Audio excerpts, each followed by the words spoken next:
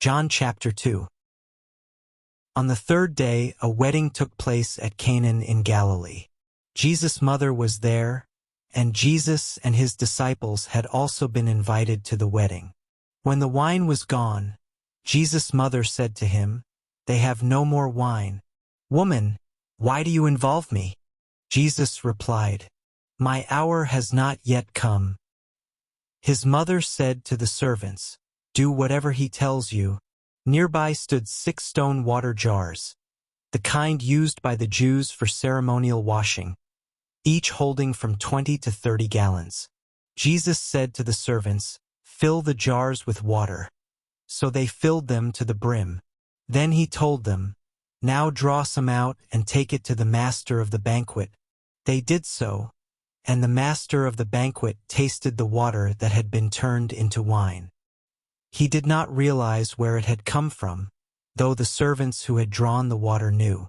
Then he called the bridegroom aside and said, "Everyone brings out the choice wine first, and then the cheaper wine after the guests have had too much to drink. But you have saved the best till now." What Jesus did here in Cana of Galilee was the first of the signs through which he revealed his glory, and his disciples believed in him. After this, he went down to Capernaum with his mother and brothers and his disciples. There they stayed for a few days. When it was almost time for the Jewish Passover, Jesus went up to Jerusalem. In the temple courts he found people selling cattle, sheep and doves, and others sitting at tables exchanging money. So he made a whip out of cords and drove all from the temple courts, both sheep and cattle. He scattered the coins of the money changers and overturned their tables. To those who sold doves he said, "Get these out of here. Stop turning my Father's house into a market." His disciples remembered that it is written, "Zeal for your house will consume me." The Jews then responded to him, "What sign can you show us to prove your authority to do all this?"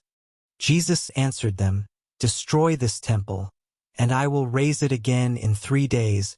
They replied, "It has taken 46 years to build this temple, and you are going to raise it in 3 days?" But the temple he had spoken of was his body.